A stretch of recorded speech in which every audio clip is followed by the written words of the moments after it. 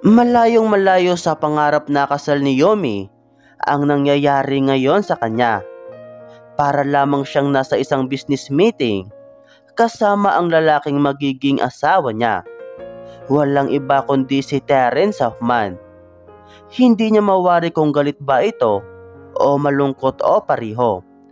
Dahil kahit blanko ang pinakikita nitong emosyon ngayon, ay napapansin pa rin niya ang malungkot nitong mga mata. Nakaupo lamang sila sa tapat ng judge na magkakasal sa kanila. Gwapo rin ito katulad ni Terence. Mukhang kaibigan nito ang hukom na iyon. Wala halos nagsasalita sa kanilang tatlo habang hinihintay nila ang magiging witness ng kanilang kasal. Hindi daw kasi sila maaaring ikasal na silang dalawa lamang. Ayaw namang pumayag ng judge na maging witness nila ang mga bodyguard ni Terence na nasa labas na ngayon ng pribadong kwarto na iyon.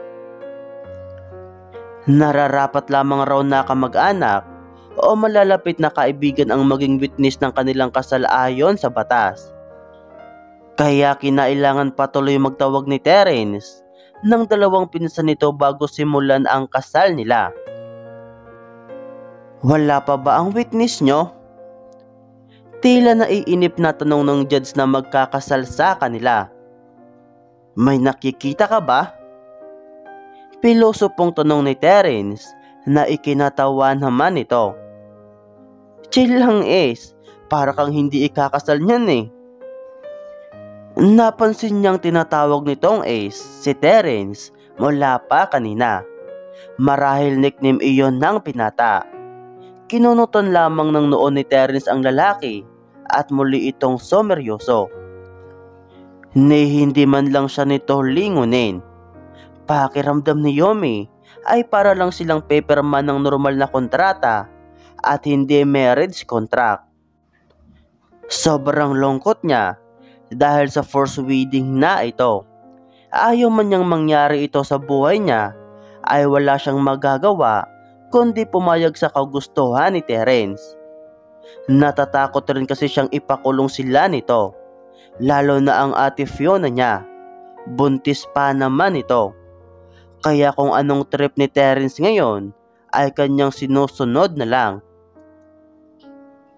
Sorry, alit kami Ace. Sabay-sabay silang napalingon ng may dalawang gwapong lalaki ang pumasok sa loob ng pribadong kwarto kung nasaan sila naghihintay. Nakangiti ang mga ito at halatang bagong ligo pa dahil basa pa ang mga buhok. Bakit naman kasi biglaan ang kasal mo? Nakangising tanong ng isang lalaki kay Terence. Let's start. Tumayo na sa pagkakaupo si Terence at nabigla siya nang hawakan nito ang palapulsuhan niya upang itayo rin siya. Napalunok na lang siya at napatayo na rin. Ngumiti sa kanya ang dalawang lalaki. Ang isang lalaki ay pamilyar sa kanya, samantalang ang isa naman ay hindi. Hi Miss Cleavage, nice to see you again.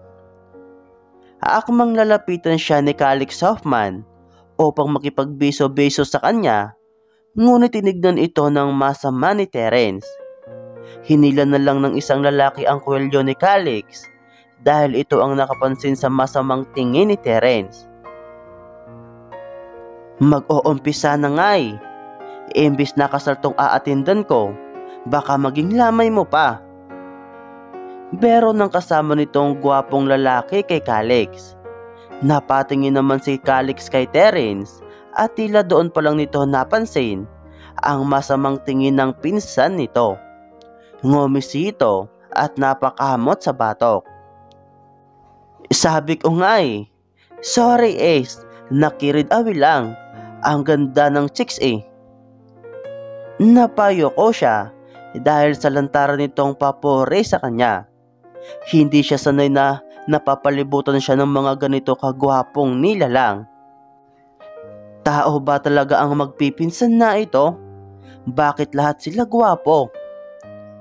Lalong kumunot ang noo ni Terence nang mapansin nito ang pamumula ng kaunti ng kanyang pisngi. Nahalata yata nitong kinilig siya nang berilit sa papohori ni Calix. Bakit ba kasi si Calix pa ang isinama mo? Tanong ni Terence sa isang pinsan nito. Kala ko kasi best friend kayo. Bero lang eh. Di ko aagawin ang para sa'yo. Ikakasal na nga sa'yo. Binabakuran mo pa. Judge, simulan mo na para matahimik na ang kaluluwa nitong pinsan ko. Napangisi rin ang judge dahil sa pang-aasar ni Calix kay Terence. Kanina pa nga yan nagmamadali. Segunda ng judge kaya nagtawanan ang mga ito. Don't waste my time. Inaantok na ako. Kaya pwede ba simulan mo na? Dahil sa kaseryosohan ni Terence, napapailing na lang ang mga ito. Ikakasal kayo, pero parang di ka naman masaya. It's not your goddamn business, Cody.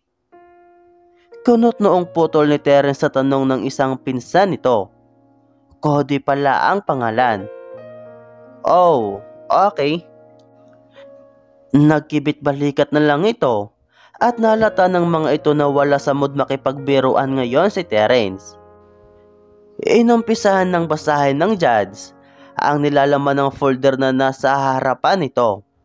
Habang binabasa nito iyon, ay napapatingin si Yumi sa kamay ni Terence na hanggang ngayon ay nakahawak pa rin sa palapulsuhan niya.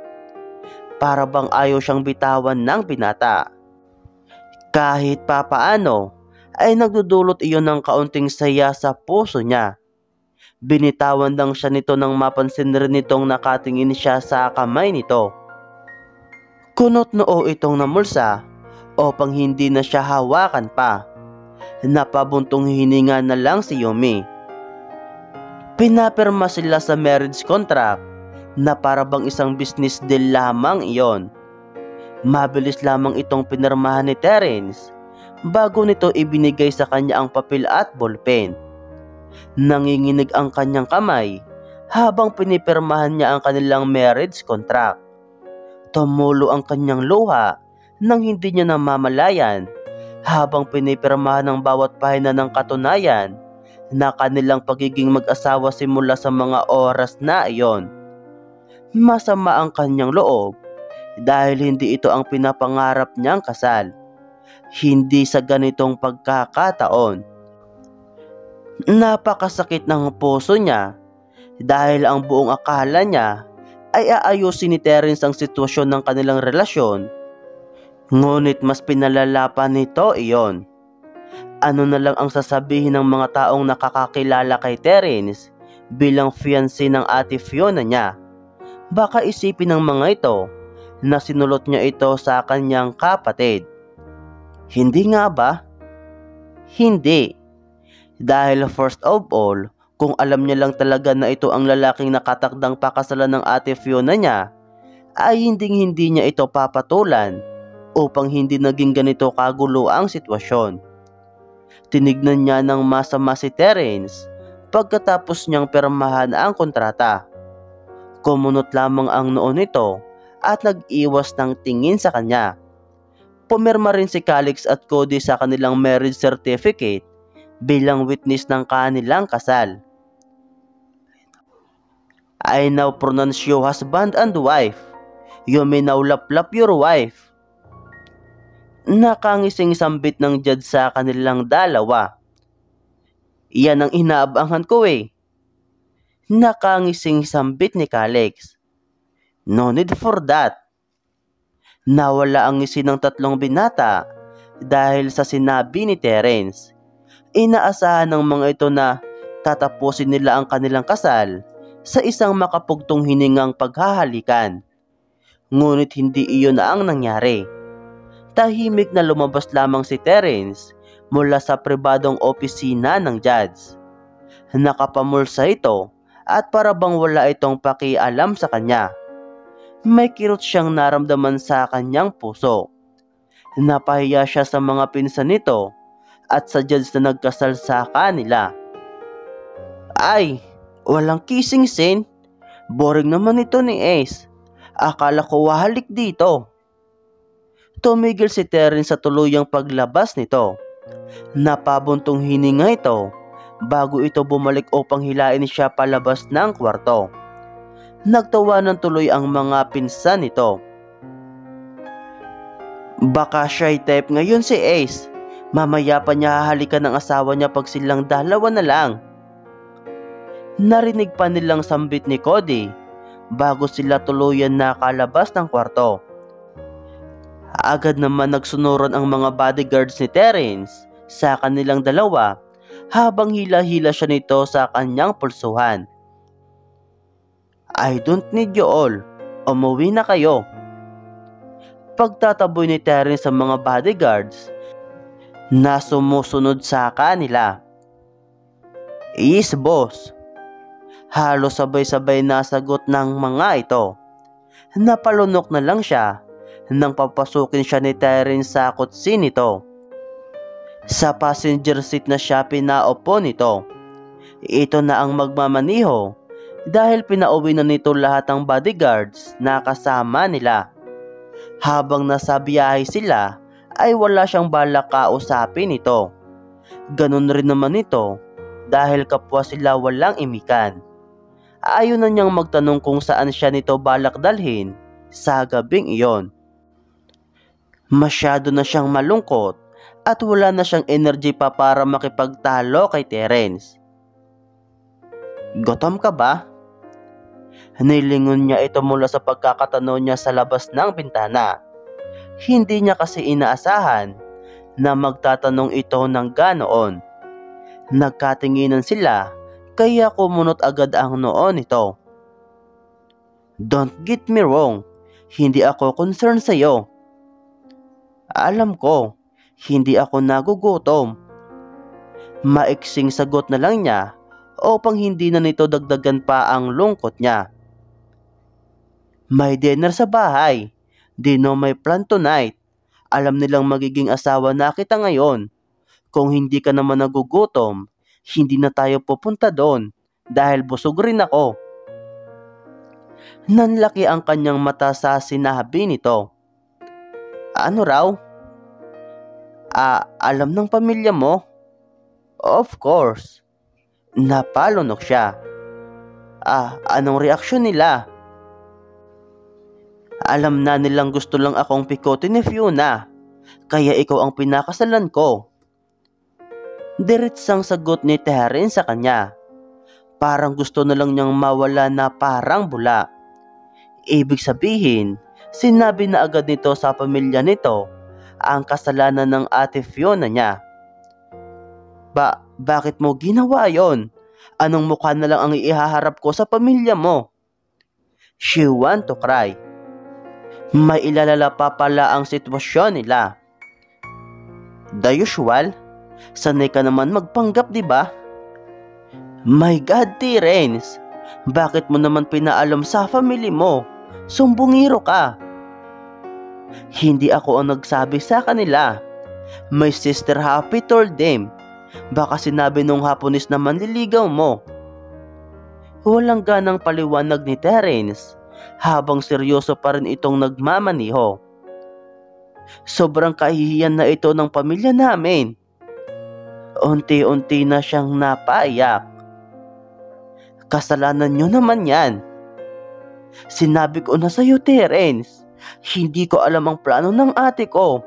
Nasa Japan ako at walang kamali-mali sa mga plano niya.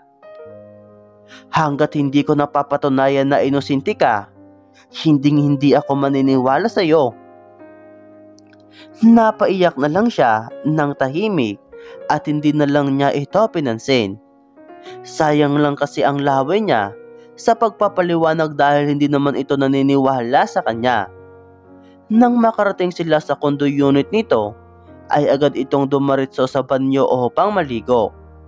Hindi na rin siya kinausap nito mula pa kanina, kaya hindi na rin niya ito kinakausap. Dito na rin ba siya titira mula ngayon? Wala man lang siyang nabitbit na gamit niya kahit isang pirasong pante. Isang oras ang lumipas nang lumabas na ito ng banyo. Nakatapos lang ito ng puting tuwalya sa bewang nito. Nag-iwas agad siya ng tingin sa magandang pangangatawan nito. Maligo ka na. I need you in my bed. Baliwalang utos nito sa kanya bago ito tumalikod upang pumasok sa kwarto nito. Napanganga na lang siya dahil sa inutos nito. Ibig bang sabihin ay maghahanimon sila sa kama nito? Wala akong dalang damit. You don't need your clothes tonight. Bukas na lang kita pahihiramin. Lalo siyang napanganga sa sinagot ng magaling niyang asawa.